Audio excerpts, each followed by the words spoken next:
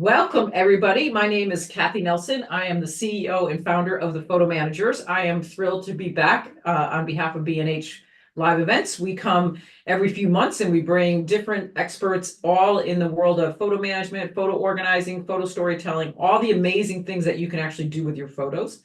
And I'm thrilled today to have two amazing guest speakers, actually one from Canada and one from South Africa. And they're going to be joining us. And first up is Lisa Hardie, and she is going to be talking about the power of photo books. You know, we talk a lot about taking photos, taking better photos, but really what's so important is taking those photos and telling a story and sharing them. And photo books is one of the most amazing ways to do that. So Lisa, why don't you take it from here? All right, thank you. Well, I am excited to be here. I'm just going to flip this over and you can let me know when we're good. Do you see? I see your screen. Yes, you are Okay, good. fantastic. Well, welcome everybody. My name is Lisa and we're going to talk about photo books. So I get to speak first. And what I'm going to be talking about how it's such an amazingly powerful way to share your family stories and legacies, and how these photo books will become eventually the best books in your home. So we'll start off and get going. So who is Lisa? This is where I get to talk about me, which is exciting. So I'm the mom of 4 kids. You can see them up on our camper. I am from Canada, and this is just a shout out to my fellow Canadians. If anyone dared to go camping last weekend on the Maylang weekend, that was me with the hailstorm and the snow. It was good times. But aside from that, I'm an expert in family photo legacy preservation, and I work passionately at preserving family stories using the same processes on my clients' photos that I use on my own. And I really want to help families to know that their photos are organized, they're protected, and they're easily shareable with the people that matter most. And I specialize in helping clients with their large collections, but not just to organize them and digitize them, but also to make space to record the stories that accompany their precious photos. And most importantly, I am the family picture keeper. So I serve as the family picture keeper for my own family. I'm responsible for all the bins, the boxes, the negatives, the slides, the frames, and all the digital images that are in my home. I'm the one that everyone turns to about, hey, is there a picture for this? I'm the one that's finding all the pictures and putting them together whenever there's a special event or a death in the family. And I'm the one who gets to do our history going backwards and moving forwards.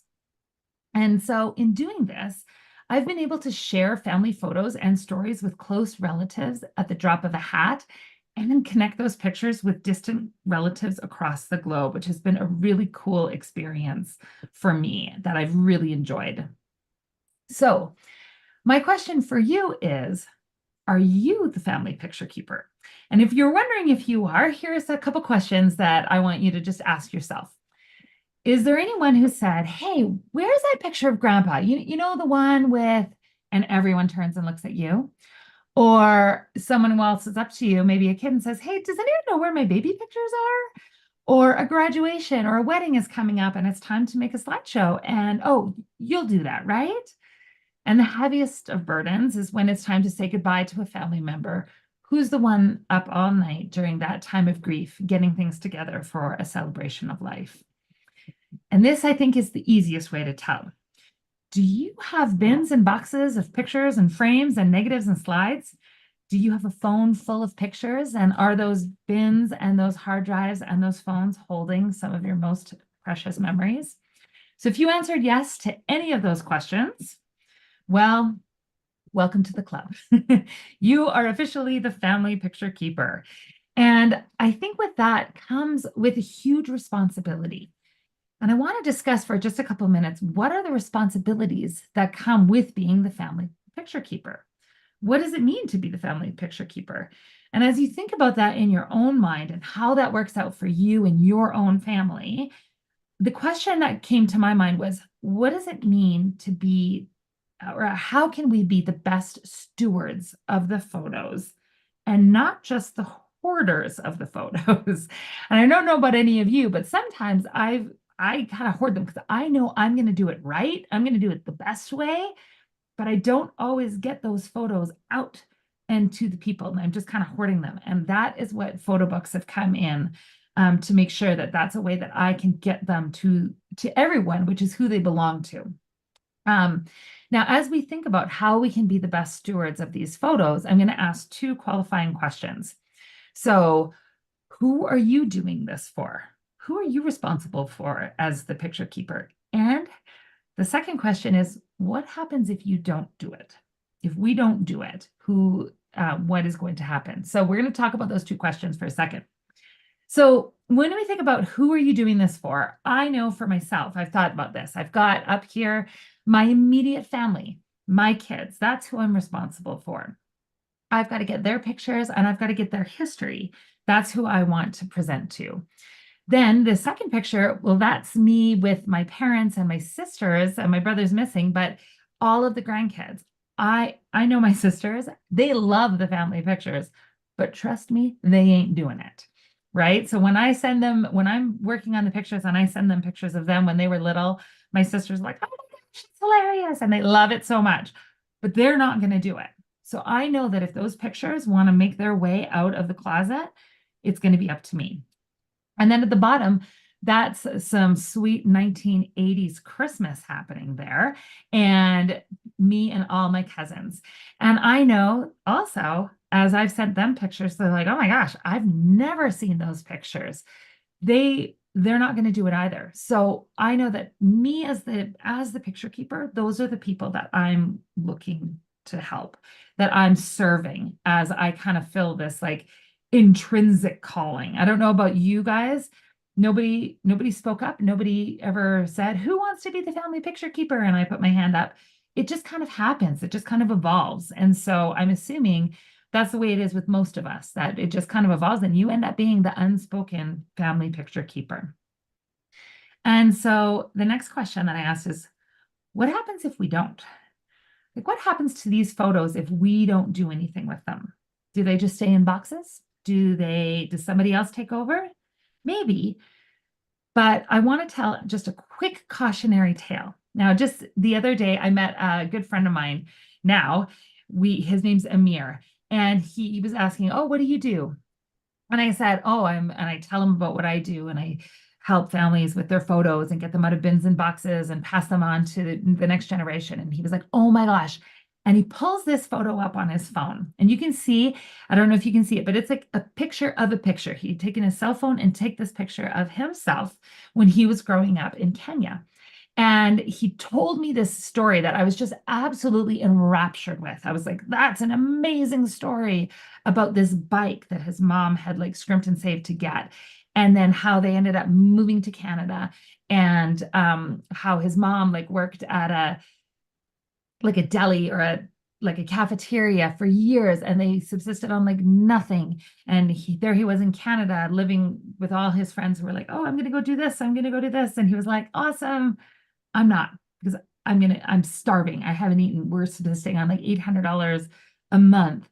And he told this entire story of how like his family moved, how they came here, how they grew, and then how he and his sisters went on to get university degrees because of the sacrifices of his mom.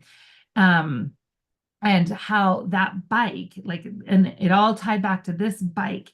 And anyways, as he told it, I was like, that's so cool. Do your kids know this story? And he goes, yeah, no, they don't. I was like, do they even know where they could find that picture? And he's like, yeah, no. He's like, he holds up his phone. He's like, maybe on my phone, if they could even get in. And then I was like, this is such a cool story. I can't wait to tell the story. And then I realized when I was about to go into this, I couldn't remember a lot of the details, even though I sat there enraptured by the story for over half an hour as he told this amazing story of his family's pilgrimage here. And I realized this was kind of a cautionary tale, like if he doesn't tell the story of this picture. And what he did say, because he sent me a copy, he goes, this picture is central to how I discovered my purpose in life. And I was like, that's a big deal, right? Like that's a huge deal. And so how do we pass this on? And so also to answer the question, what happens if we don't? If he doesn't, that picture's lost and that story is lost. But instead of focusing on the what if we don't, let's shift the focus for a second on what if we do? What if we do? If we do our pictures, if we do find a way to share them with our family, we are going to find ways to connect our family across geography and across generations. We're going to find a way to teach us who we belong to and what our values are.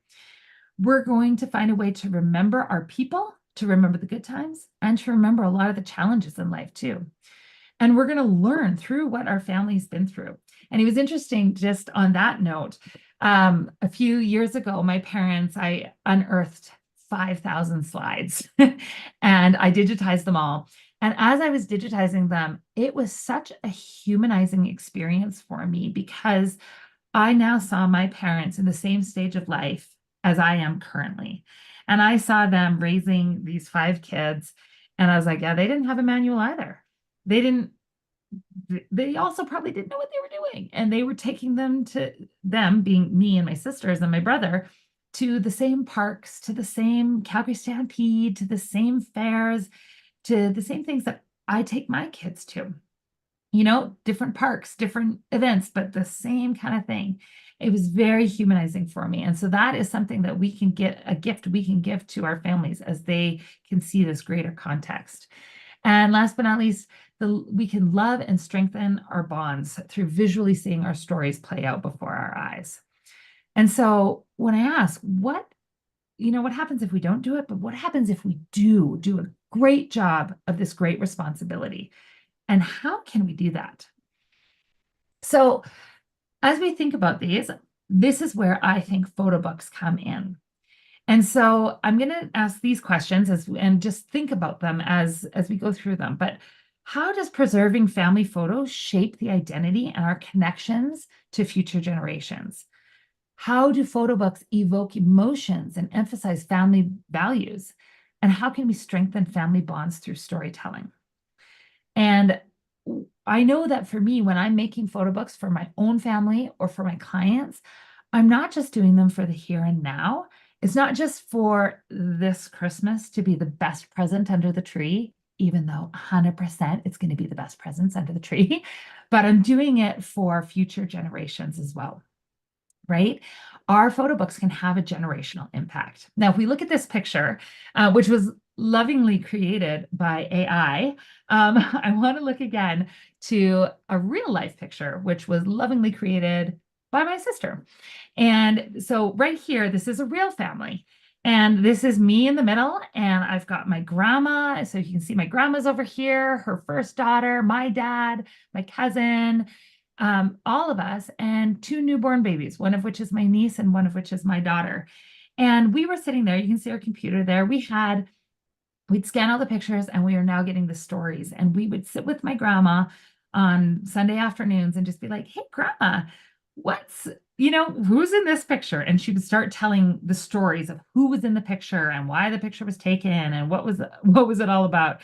And because she was able to tell us the stories, we were able to hear like all the backstories that I probably maybe shouldn't have printed in the book, but I did anyways.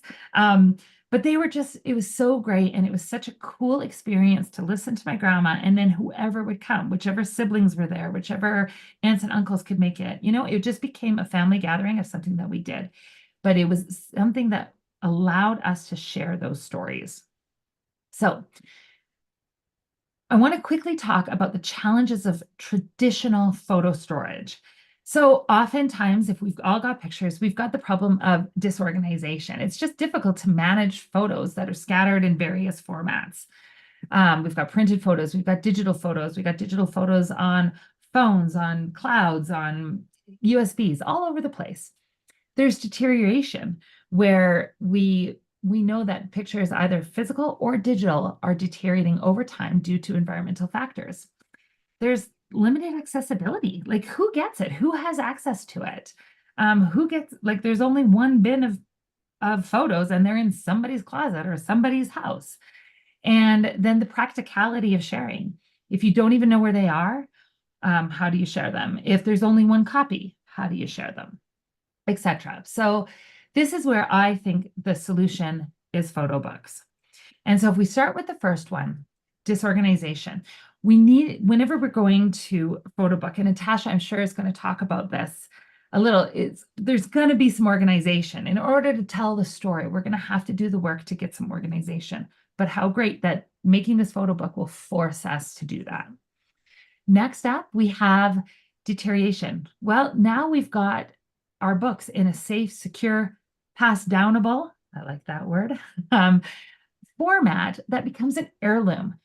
And, it's funny, like we have disk drives, we have, USB keys. Sometimes we have a hard drive from like in the last 5 years that doesn't work anymore, but you can still pick up a book from the 1800s and you can still read it. You can still pick up, photos from 100 years ago and still look at them. And I think there's something safe and secure about the old school photograph in pictures and books. Next up, we have limited accessibility. Well, the nice thing about photo books is you can print a copy for anyone. You can give them a digital copy of it if you wanted. It's just a nice, easy way to give accessibility to everyone who should have access to those photos. And last but not least, the practicality. It's easy. You don't need to think about what's the password to get into that cloud. What's the, what device am I going to look at this on? You can just go grab it off the shelf. And that's really nice. Even the other day, my son, who's in grade 5, of course, this is when he tells me is 2 minutes before it's time to leave for school. And he's got to take something from his grandparents, something generational to talk about his social studies project. And I was like, no problem. Here we go. We grabbed the photo book that talked about his great grandma and told the story of how they came to Canada. And it's just easy. Instead of having to be like, hey, let's go log into the computer. Let's go find that picture. It was just there. So with photo books, what we want is something that we can gather around on the couch and look at together, that we could give to our teens as they go off to college, and that they would have something that would ground them and be who, help remind them who they are when they're in a world of choices. It can be something that we can give to our parents if we're doing, going back in history, to give to our parents and to say, hey, thanks for thanks for the life that you provided for us. And that we can give to our children to teach them who they are and kind of what's been going on. I know that here on the side, we've got the Hardie family. We've got several of our family books. And one thing that we've done is whenever our kids, whenever they're sobbing and sad about something, I'll often be like, do you want to look at a photo book? And we'll sit down. And this just happened yesterday, actually. Somebody got stubbed their toe and it was very tragic. And Molly was like, could we just look at my book? They all want to look at their baby book of when they were born. So we busted out 2016 and we started looking at it. And within a few minutes, the tears were gone and she's being reminded about all the cool things that we did. So with that said, we're going to talk a little bit about inspiration and then we will be able to move on. So first of all, I want to talk about, this is Mary's book. So my friend Sharon had interviewed her mother-in-law and she had gotten pages and pages. This is 20 years ago, she interviewed her and had pages in a Word document. And she always thought, I'm going to make a book out of it.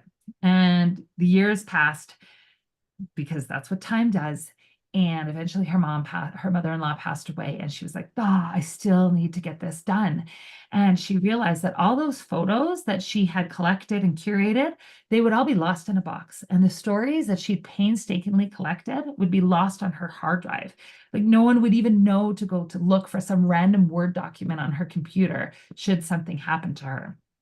So she worked hard. She combined the stories with the interviews, with the pictures, with captions, if there was captions available, and the artifacts, and the family trees, the whole 9 yards. And this is what her son said. She said, our mother took the time to compile histories and stories of our cherished grandmother, Mary. Each of us grandchildren was presented with these photos and memories compiled beautifully into a large hardcover book designed by my mom. I have never received a gift put together with so much care. My children will be able to know their great-grandmother through these wonderful pages. And I just thought that was such an amazing gift to give. And it was the best one under the tree that year. And after all the other presents had been opened, the older kids sat around and looked at the book and was just like, wow, we had no idea about these stories. So the next one, this is another client. She knew she needed help when her piles of photos went far beyond what she was able to organize, let alone enjoy. So here you can see she just threw everything together, and we were able to take her collection and digitize everything so she could gift her children with 5 volumes of photo books that spanned their entire childhood. Now, what's interesting about these ones, she was not interested in writing the story. She didn't have time for it. But she wanted those pictures to be able to speak the stories for her. And it was amazing. As we gave it to her, she finally said, thank you so, so much. And I'm so looking forward to cuddling up with her grandchildren, with her little ones, with these treasured books. This is truly the family gift for generations to come. This means so much to me and my family. I have tears of joy. And her kids were just so thrilled with it. And it was awesome. Next one. This is my grandmother's. And we took, as I said, just in that room where we would get all the pictures and we'd ask, what's the significance of this story or this picture? We were able to put everything together into this book. And when she passed away at 98 and a half, which shouldn't have shocked us, but it's always shocking when that happens. When we got together for her celebration of life, it was so wonderful because I was able to see her nieces look at some of these pictures and be like, oh my gosh, that's my uncle, like that's my dad. I've never seen this picture before. Or look at our grandparents, my great-grandparents. I would have no idea who they were without this because the pictures were just kind of strewn to the wind. They didn't have everything together. So as we look, here was my grandma Lottie just a couple months before she died with her great-granddaughters. And then you could see over here where people were just kind of leafing through the books, and it really just helped us to be able to celebrate and to be able to continue that legacy forward. So I hope some of those stories are inspiring. I hope they give some ideas for how you can do it in your family. I'd love for you guys to share with us, how have photo books impacted you in your life? How have you stepped into your role as the family picture keeper? And how are you going to move forward even this week to making something that you can pass on for generations? And I know for myself, I'm so grateful for photos. They've meant so much to me. And I know that our jobs as the family photo keepers is to help tell those stories, because not everybody's gonna. So I'll just finish off. Here's a way to stay in touch if you have any questions or want to reach out about anything. But we'll turn the time over. We'll back to Kathy, but I can't wait to hear what Natasha has to teach us about the actual how-to, So thanks so much. Oh, that was so wonderful, Lisa. So inspirational. Yes, everything that you said. And, there's a great study about, it's called the Do You Know survey, which was about building self-esteem in children. And they realized that the more children know about their past, in the bad and the good, because it's not always this, romantic experience, that and through photos is a great way for people to teach that family history and that family story. So, and right, so we take all these photos, but it's really important to take the time to take a handful of them and do something meaningful with them like that. So very wonderful. Thank you so much. Loved it. Feel your passion come right through that screen. So now the person who's going to teach us a little bit about the how-to is Natasha. So Natasha is joining us from South Africa. She has been a wonderful member of the Photo Managers, brings a tremendous amount of background experience. The first person who created photo books in South Africa, brought a business there. So she's got a great story behind her. I'm not sure, we probably aren't going to go into your whole story, but you should check her out on the website to learn Natasha's story. It's quite fascinating. And we'll let you take it from here, Natasha. Okay, thanks very much, Kathy. That was great, Lisa. I loved hearing about the why. So important, just and so touching. So let me just quickly share my screen as well, and hopefully I can jump on and get this correct in a second. Let me know if you can see my presentation. Am I okay? Yep, you're good. Okay, Kathy. Yeah. Yeah. Okay. So, yeah, as Kathy mentioned, my name is Natasha Lee, and I I didn't realize I love Lisa's family picture keeper. I'm definitely one of those. I have been passionate about photos all my life, and I spent a lot of my life traveling, and a lot of my budget had to be saved up so that I could develop all the films of the photos that I had taken. Because I was literally obsessed with sharing whatever I had found in the really remote places that I managed to travel way back in the 90s with people, that I had this obsession to share.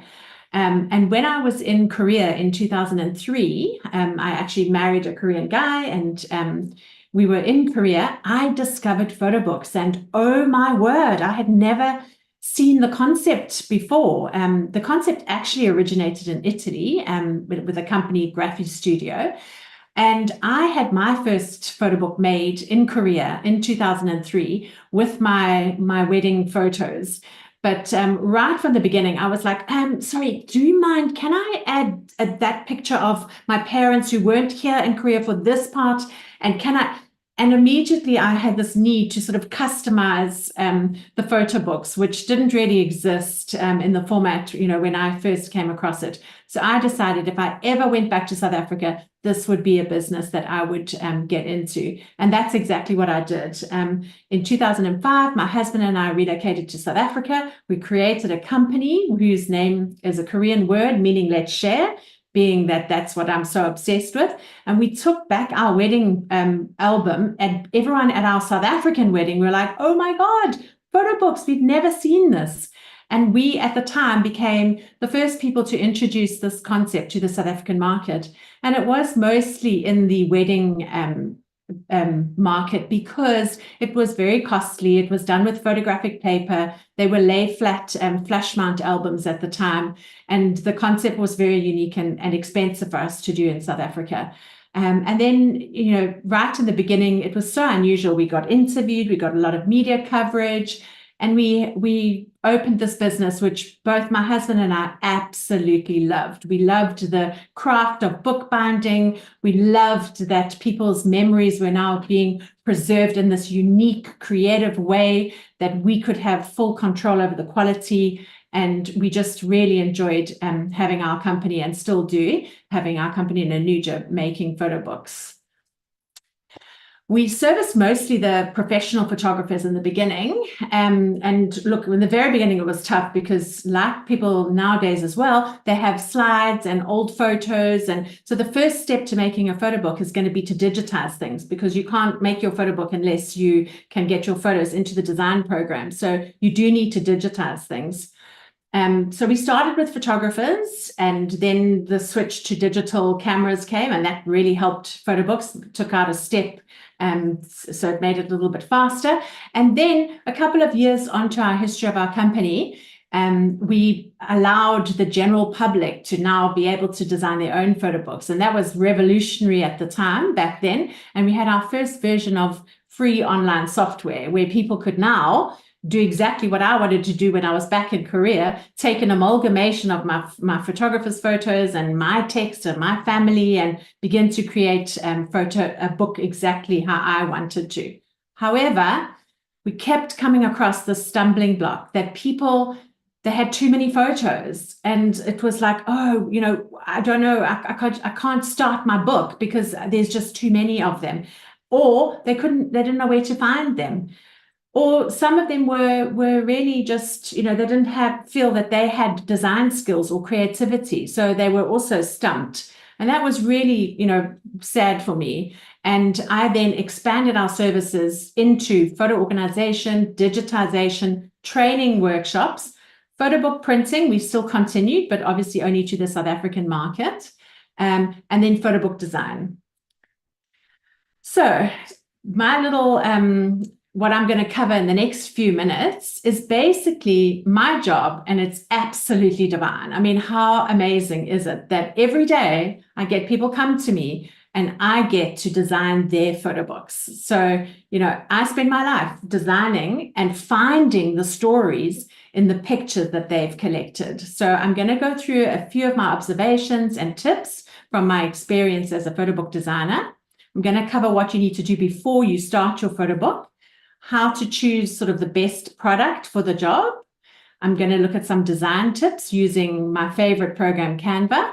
And I'm going to just show you a few different examples of some of the photo books. We have seen some of Lisa's already, and we'll see a few more, because I know when I see books like that, I get inspired and think, how can I do something similar with my story and my photos? And really, I honestly feel like it's my job to kind of be this journalist. You know, I don't know what someone's going to come to me and give me, but when they hand over those treasures, I need to now find a way to sort of weave this into a story. And that's quite important.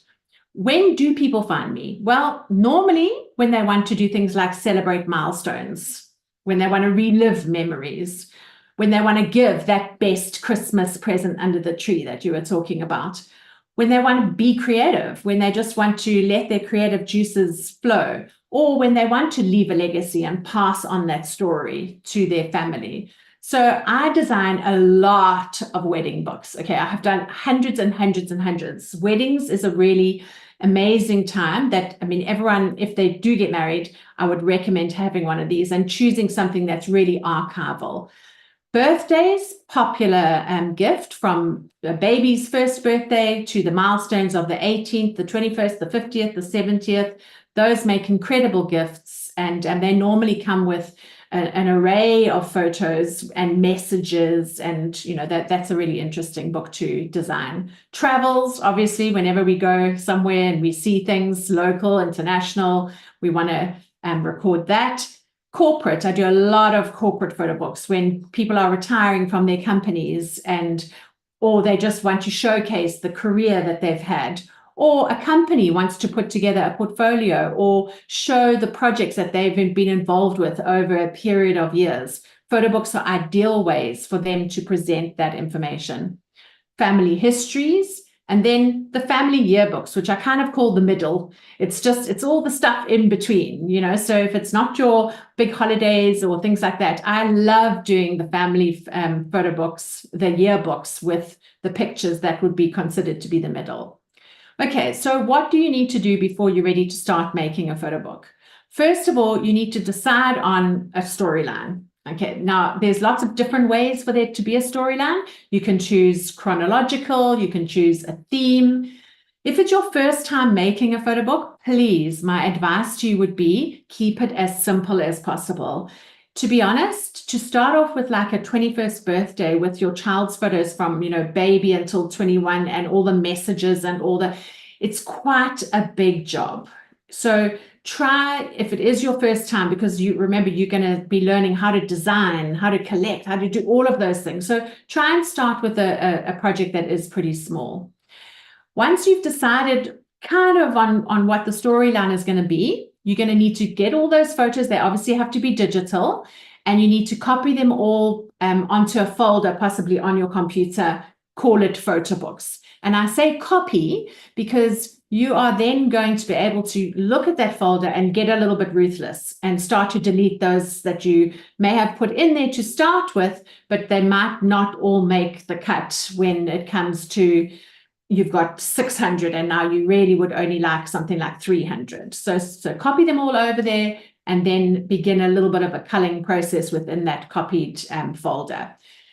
A little caution here, just be careful of the size of photos. When people get, they get very excited when they ask friends to all send WhatsApp images, or they grab stuff off Facebook and things like that.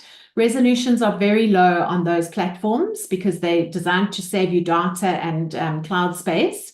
So if possible, try to get the people who have taken the photos from their cameras or their phones to actually email or airdrop or send you those in the highest resolution possible, because that is important when you are printing a photo book.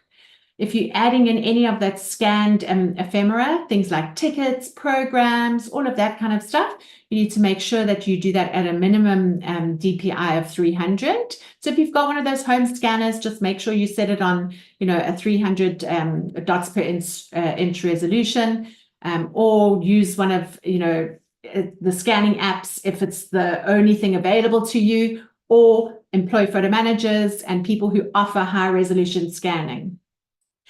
Then you were talking about having some text. What I like to do is I have a Word document that goes alongside the folder with all the photos, and I put all my text in there because when I come to the design process, I don't want to be typing into design programs. I want to be able to copy that text from a document and then paste it into the design program. So I'm going quite quickly, but that basically all these steps here are called getting your things design ready. And you don't want to even go into the program until you've sort of, done this part of the job. Now you need to choose which book is going to be the best for the project that you've embarked on. So for example, if you're picking a wedding, you might want to go with those beautiful photographic hard page flush mount books, lay flat books. Whereas if you're picking a book that you're going to do annually and you're a little bit concerned about the budget, you might pick something that is more reasonable and doesn't need to be as expensive as the top of the range books. So you need to decide what size and shape do you like? Do you want it to be square or rectangular? What kind of pages? Is it going to be a photo book or a lay flat? Determine your budget, the number of pages. If you do have a budget for a Christmas gift or a gift that you're giving, and a certain number of pages costs a certain amount, then your job as a designer is going to be, I've got all of this story and I need to fit it into this number of pages. That's part of the process. Then you need to choose a print company. I'm a big supporter of what I call buy local. If you've got companies in your areas, then I would say, really support those local companies. But you'll need to look at things like the quality of the books, the price, their turnaround times, what delivery options they have, and what software you are going to need to design in to make that photo book. And that last little line there about that tiny little word software is really important. I'm going to come to it in a minute. So here's just a few options. The covers are something that you're going to look at the various different companies. The types of pages, this happens to be like photo book, fairly lay flat pages. This is now your hard albums with photographic prints mounted onto thin board. And that's the same type. And then back to that little word software. Okay, so I like to use third-party design software. And what that means is I don't want to necessarily use the software that's provided by specific print companies. So there are actually a lot of softwares out there that are third-party. Examples would be Smart Album, Fundi, Album Stomp, InDesign, and my personal favorite, which is Canva. And one of the reasons I like to use a third-party software is because I design for people all over the world. I like to get familiar with my software. I like to know my software really well. I like to know what it can do, how I can send it to my clients, how they can make comments to me, how we can collaborate on that project. But I'm going to have to print that project in their country because I'm not going to be sending my books from South Africa to Australia or to Europe or to the States. So it's really important that I have a software that is outside of that, but I am going to have to adhere to whichever the print company and guidelines, what they give me.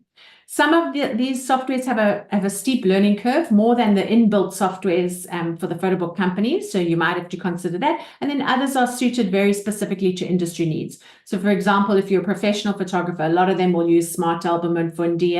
And if you're a general public member, you might not need that type of thing. So the advantages of using Canva, firstly, Canva is super user-friendly. And the second point there is so important. It has stunning photo book templates. So if you're the kind of person that gets frightened by a white page or a blank page, Canva is going to offer you so many different kinds of templates as a starting point, but it also then will allow you to fully customize your pages. So that's one big plus about Canva. This customization and resizing is really important. Sometimes I design a book for a print at one company for the family member that lives in the States, and then that same family member wants to make a copy for someone who lives in Australia. And using a simple function of resize, I can tweak that size and keep the design the same. So I find that really useful. It is only available in the Pro version, but yeah, you don't need the Pro version to make photo books, but for certain functionality, you might need it. It has image editing tools, changing color. It's very powerful, but you can also just use it in a simple way. It's got great collaboration tools. So if you're designing for other people, I mentioned earlier, you can do things like comment, you can have people look at your pages, you can send links to them, and then they can add information and anything that's missing. It's got a fantastic stock library. So sometimes I might want an awesome picture of London's London Eye, for example, but mine didn't look that fantastic. Canva's got some really beautiful stock photos of especially travel, but it covers everything. It's very cost effective. I'm from South Africa, and a lot of the international software costs a lot of money, but we find Canva quite reasonable. And it's online and cloud-based, so I can do it from wherever I am. Okay, a couple of design tips. You do judge a book by its cover. I know that, that's the saying goes that you don't always, but a photo book, a cover needs some thought. That doesn't mean they're all going to have a picture on the cover. I'm not really that kind of person. I don't really actually like my photos splayed on the front of a picture. I might like something more classic, like a leather with just a word. But you do need to think quite carefully about the cover, because wherever that book is living, be it on your coffee table or on your shelf, you need to be able to see and know what that book is going to contain. Another tip would be less is more. Don't try to put thousands and thousands and thousands of photos. If possible, narrow it down to really those that are able to tell the story. Number 3, and I'm going to show you examples like this in a minute when we look at a couple of different photo books. Use full page images and then cluster smaller images so that as your eye glances at the page, you see what that big picture is about, and then you know what the story is going to be, and then you look to the smaller parts of the book for more detail. One of my key jobs, and there is a skill here, and you will get better and better at it, is to identify key photos. As you go through that entire collection, look for those photos that have something special and use them in a special way, be it on the cover, be it make it bigger or add text to it. And it could be, I know in the family yearbooks, once a year or once every couple of years, we have photos taken by a professional photographer. And when people give me those photos as part of their photo collection, inevitably I'm going to be blowing those ones up because they're very clear and beautiful.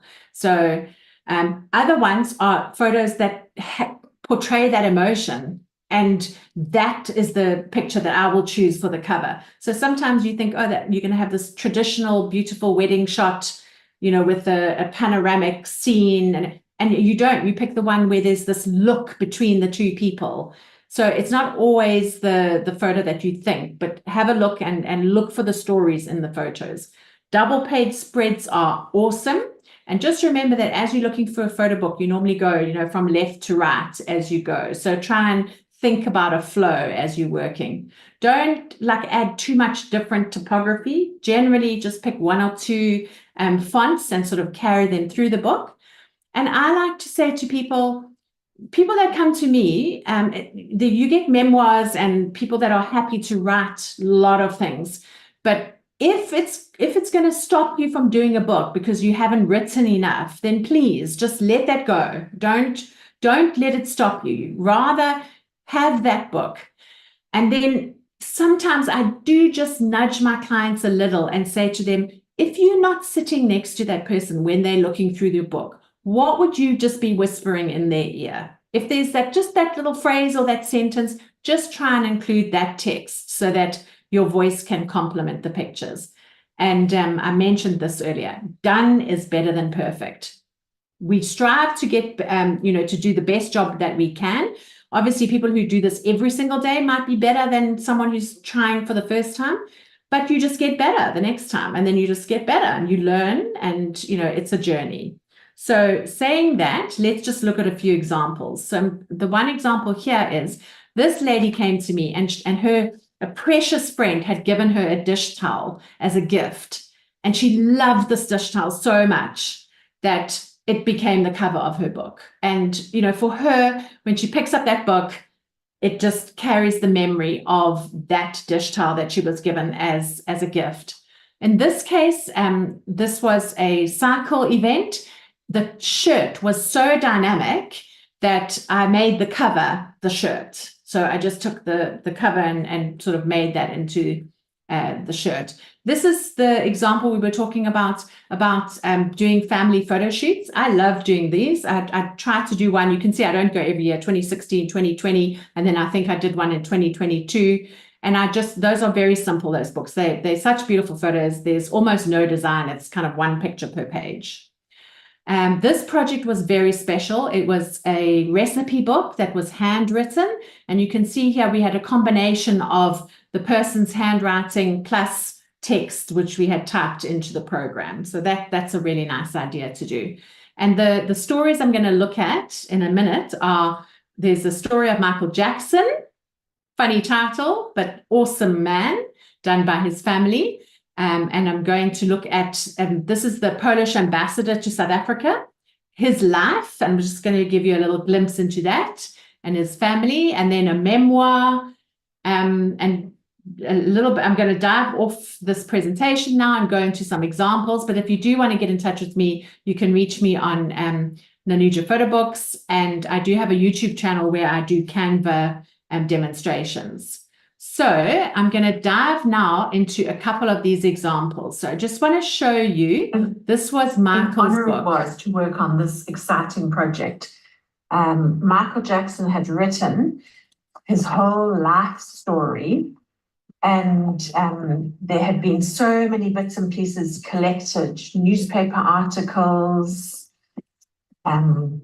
letters, albums, old wedding albums, old photos, and all of this was prepared by his family so that they could have an awesome life story concisely in a photo book. Just beautiful. Messages from friends at his funeral, family photos, newspaper articles, really, and then just, pages and pages of precious words and memories. What an incredible story. Thank you to this family for choosing Nanuja. Okay, so that was the one example. This example here.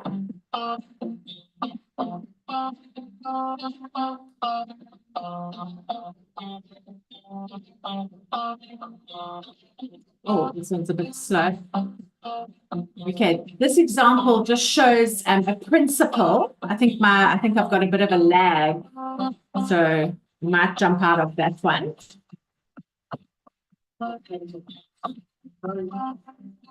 Oh, I don't know how to get out of it. Sorry about that. I had a bit of a lag there. Okay, so I'm going to have a look. This was a principal that had been at a school for 20-something years. So this is, when the people come to me, they just bring everything. It's like a massive big pile. There's no story here. So it's my job as a photo book designer to say, okay, how can we sort of weave this into a story? And, what I did in this case was we divided it into years and then divided each of those stories, newspaper articles into the years, and then weaved the story page by page together with stories, messages, and they had actually collected messages from people in each of those years, going back all of those years. This was an incredible project. Another story here would be the Polish ambassador that I was talking about. So in his case, it was his life story, which started with his birth. He gets engaged, he gets married, they go on their honeymoon. Then he starts his career. So we've got a sort of a summary of his career, all the newspaper coverage that he had over that career, still career orientated, and then newspaper coverage, magazines. And then it begins his wife, and then he starts to have children. So we have child number 1 comes along, child number 2 comes along. And what I try to say to my clients is, in these books, minimum wise, try to include things like the birth dates, the places where everyone was born, so that people know that when they want to have that information, they just pick up that book from the shelf. So that's a really nice an add in. Again, most of my clients, they go, oh, we don't want to write anything. We don't want to write anything, so that's fine. They don't need to. But just by having that heading on the page, it allows the story to get told. So this was an international family. So they did a lot of, journeys between countries, Christmases, birthdays and anniversaries, countries and holidays in different countries. And yeah, I hope that this sort of just gives you an idea of how the stories can flow. Let me see this lady over here, and I have permission from all these clients. They were happy for me to show you these things.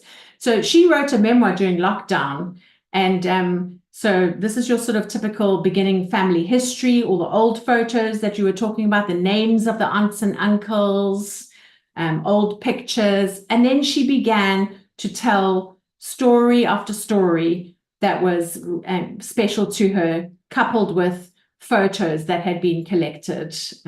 During lockdown, she actually wrote a lot of this. So that was really good. A 21st, okay, these are always interesting. So they start off with, this is the boy, he was born, and, I sort of follow a bit of chronology, starts school, and then here's those ones that I'm talking about where you use the full page picture because they were from photo shoots. Mention of the school again, another photo shoot. Love those pictures. Make sure they're big and clear because they are much nicer than, say, this dark image over here. But this image is still important because it was when he was at this particular school, and yeah, so this is basically, you can just see his life unfolds. Generally, when it's the holidays, I make the design a bit more fun and, use elements that look a bit more holiday-ish, that allows a lot of fun. And then this type of book is also popular. If you were a scrapbooker, I love scrapbooking people because they treasure telling stories, but now their scrapbooks are big and cumbersome. So scan all those scrapbook pages.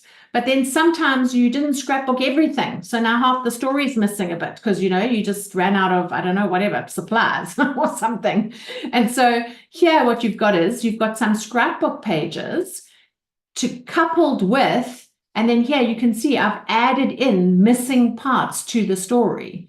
So, you don't only, and then back to scrapbook pages. So that's a really popular project for me to do with clients. Redoing old wedding albums where you scan old negatives. This is, you can tell by the fashion. Oh my gosh. So that part we can't change, but, we can clean up the images. We can scan the negatives beautifully, and we can give them a modern old wedding book. So, that's also really popular. So there are so many kinds of stories. You can see, this is just ones that I've been working on this year, for example. But when you go into Canva, and I won't do a full-on demo of Canva, if I can, let me just jump. What I will point out is I just want to show you that when you go into Canva and you tap photo books and you hit one of their templates, these are the awesome starting points that you can have.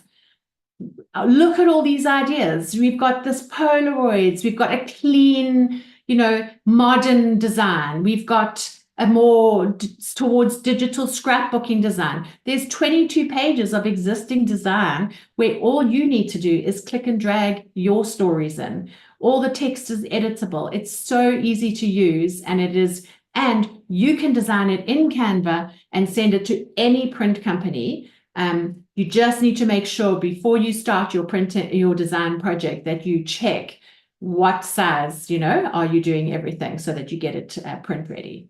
And that's it. Wow. I just started following you on YouTube, Natasha. I didn't realize you had all that up there on your YouTube channel. That's so amazing. And in the classes I'm using, I noticed that too. You have a series to help people if they want to make from using Canva from start to finish. I don't know. Let's see if there's questions that have come in here while people have been watching. I don't know if we have any questions here in the chat have been dropped in here yet.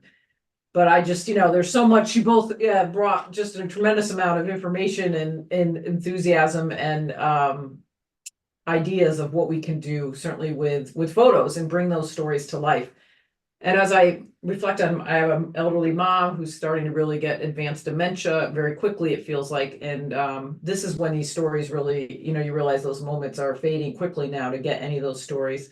And also as we bring in caregivers, my sister and I have been discussing, unfortunately I have an album when she was younger, but how do we make her a person to the caregiver that will come in and not know that this person who is acting kind of very strangely was once this person, with this rich life. And so photo books is another wonderful way that we're going to be able to demonstrate that.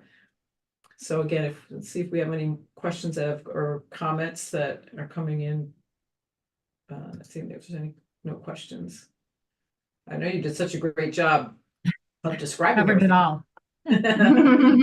Natasha, I I was just going to say, I love though, as you were like showing all those different, it's so inspiring to see all these different ways that you can tell your story.